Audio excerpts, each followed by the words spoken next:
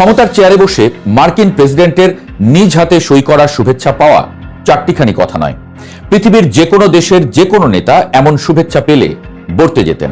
কিন্তু বিএনপি মনে হয় এই ঘটনায় বেশি খুশি হতে পারছে না, কারণ এই 2 দিনেই বড় প্রশ্ন উঠে গেছে নতুন সরকারের মন্ত্রিসভার বিরুদ্ধে। পুরো মন্ত্রিসভা নয় বটে, তবে পররাষ্ট্রমন্ত্রীকে নিয়ে যে আলাপ শুরু হয়েছে তাতে আবার কান না দিয়ে উপায় নেই আমজনতার। প্রশ্ন উঠছে, খলিলুর রহমানকেই কেন লাগলো বিএনপির? দলটিতে বা দেশে কি পররাষ্ট্রমন্ত্রী হওয়ার মতো কোনো লোক খুঁজে পেলেন না তারেক রহমান? বিএনপির জন্য কেন এত গুরুত্বপূর্ণ আসলে খলিলুর রহমান? মূল বিশ্লেষণে যাওয়ার আগে কিছু পেছনে ঘুরে আসি চলেন। নেত্র নিউজের নির্বাহী সম্পাদক নাজমুল আহসান খলিলুর রহমান সম্পর্কে বেশ কিছু গুরুত্বপূর্ণ তথ্য হাজির করেছেন। খলিলুর রহমান সম্পর্কে তিনি যা বলেছেন তাতে রহস্যের সমাধান অনেকটাই হয়ে যাওয়ার কথা।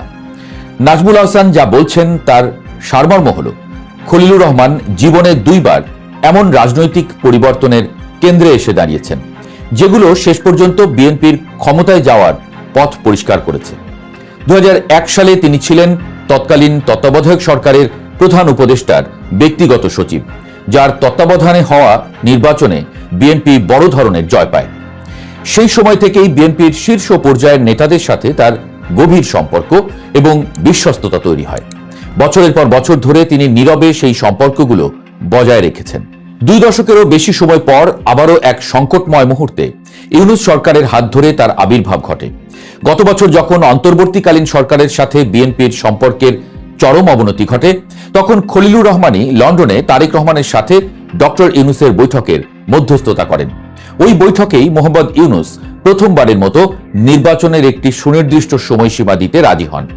বৈঠকের আগে 2 পক্ষের মতপার্থক্য কমানোর জন্য খলিলুর রহমান ব্যক্তিগতভাবে তারেক রহমানের সাথে পৃথকভাবে সাক্ষাৎ করেছিলেন।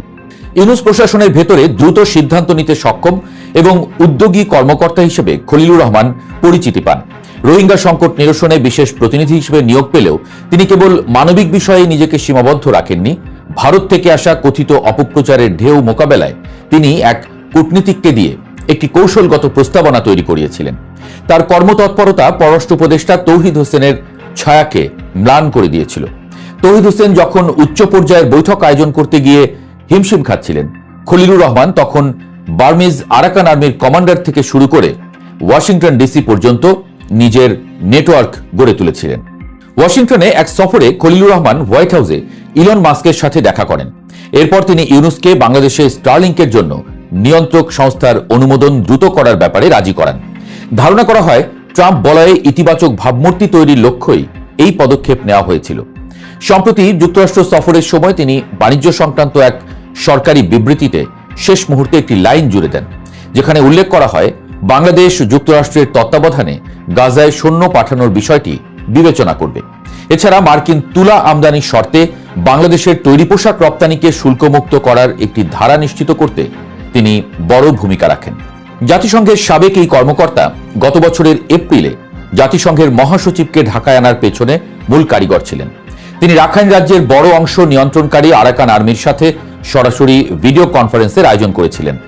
1 মাস পর ব্যাংককে তিনি কৌশল পরিবর্তন করে মিয়ানমারের পররাষ্ট্রমন্ত্রী থান সুয়ের সাথে দেখা করেন। খলিলুর রহমান সেখানে দরকষাকষির সুযোগটি বুঝতে পারেন এবং মিয়ানমারের মন্ত্রীকে জনসম্মুখে রোহিঙ্গা শব্দটি ব্যবহার করতে বাধ্য করেন। একই সম্মেলনে তিনি ভারতের প্রভাবশালী জাতীয় নিরাপত্তা উপদেষ্টা অজিত দোভালের সাথে যোগাযোগের পথও প্রশস্ত করেন।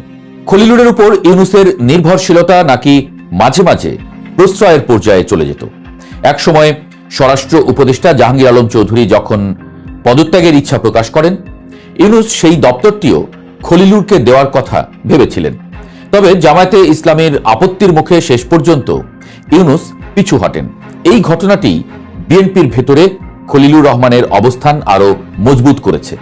যে দলটি একসময় তার বিদেশি নাগরিকত্ব এবং বাইরের শক্তির প্রতি আনুগত্যের দোহাই দিয়ে তার পদত্যাগ দাবি করেছিল, আজ তারাই তাকে পররাষ্ট্রমন্ত্রী পদে উন্নীত করেছে।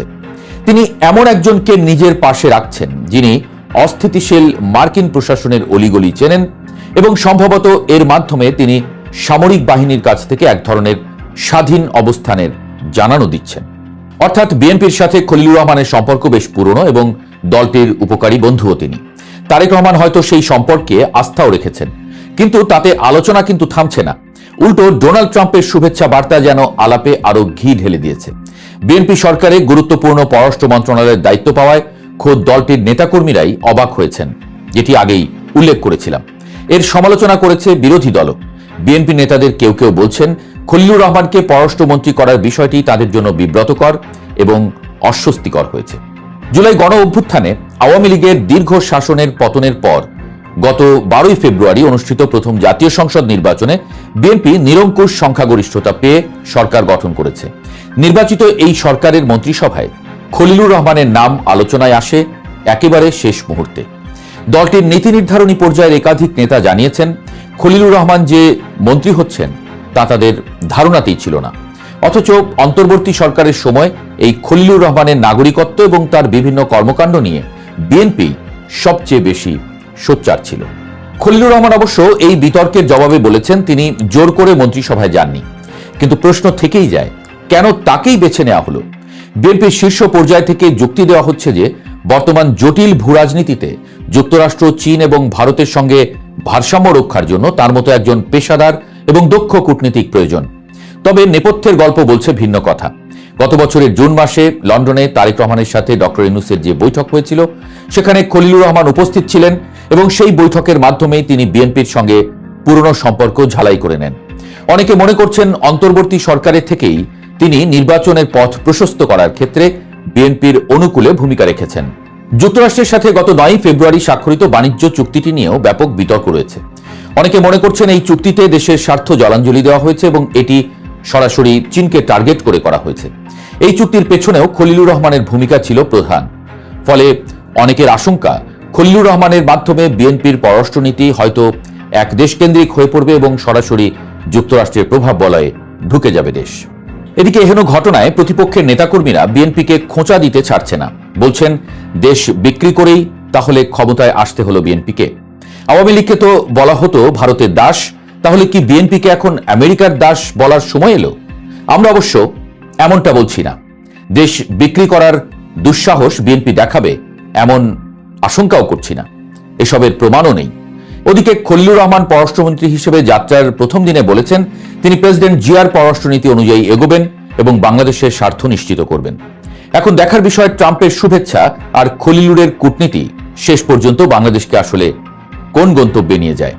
নানান সংঘাত পেরিয়ে কিছুটা বিশ্রাম নিচ্ছে বাংলাদেশ। কয়টা দিন একটু বিশ্রাম নিক না বেচারা।